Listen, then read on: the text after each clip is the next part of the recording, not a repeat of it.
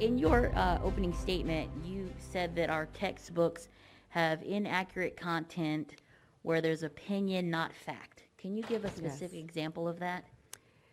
Yes, in fact, the legislation years ago, back in 2015, that we drafted was because there was a textbook that had a quote that legitimized Palestinians blowing themselves up in a Jerusalem restaurant because they were waging a war against Israeli government policies and army actions.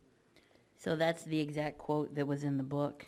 The exact quote, no, I did not quote you. I'm telling you verbatim that the quote basically approved of blowing up people, innocent people. Mm-hmm. Asking that a particular portion should be removed. I'm going to read that statement from the book, and then I'm going to highlight the portion you think should be removed. This is the portion in the book. On September 11th, 2001, members of Al-Qaeda carried out a terrorist attack on New York City, Washington, D.C., and Pennsylvania. Almost 3,000 people died in those attacks. The United States responded in several ways.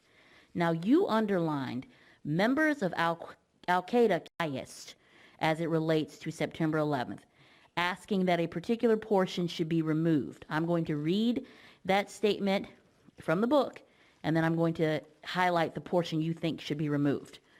This is the portion in the book. On September 11th, 2001, members of Al-Qaeda carried out a terrorist attack on New York City, Washington, D.C., and Pennsylvania. Almost 3,000 people died in those attacks. The United States responded in several ways. Now, you underlined members of Al-Qaeda carried out and said that should be removed from the text. Now, that has been a proven fact from the highest levels of law enforcement, and responsive military action was taken because of it. Now, you said that was inaccurate and biased. Now, that quote is, I'm sorry, Chairman. That quote, what you're quoting right now, I never would have said. I need to see that quote in the context that you are pulling that. Is that a PowerPoint presentation that I put together? Because I would never say that Al-Qaeda didn't participate. Okay. Senator Ackberry, you're recognized. Thank you, Mr. Chair. This is pulled directly from a review that you made. It has the text where it's found, it has the actual text, and then it has your comments. This is highly contested, your comments, per architects and engineers for 9/11 truth and demolition experts' argument. There's ample evidence that refutes the official story of what was perpetrated that day. Given this plethora of evidence, the reviewer suggests removing the underlined section, you were the reviewer, and then there's a YouTube link to a video of what you think really happened that day. Now, this is verified. So are you denying that you did that? Talk a little bit about your comments in 2010, where you said a mosque that was being built in Tennessee was a terrorist training camp. Do you stand by that statement? Thank you, Chairman. There were two members who were tied to Hamas who were sitting on their board at the time that they requested to build a 52,000 square foot facility. One of those members had a MySpace page where he had posted that he was actively recruiting Muslims to kill Jews to free Palestine on that MySpace page.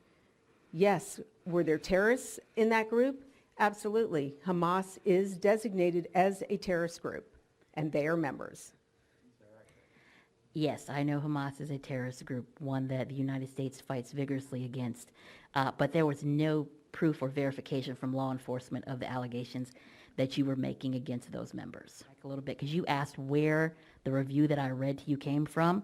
It came from your Truth in Textbooks campaign review, page 23 on your website. Your website.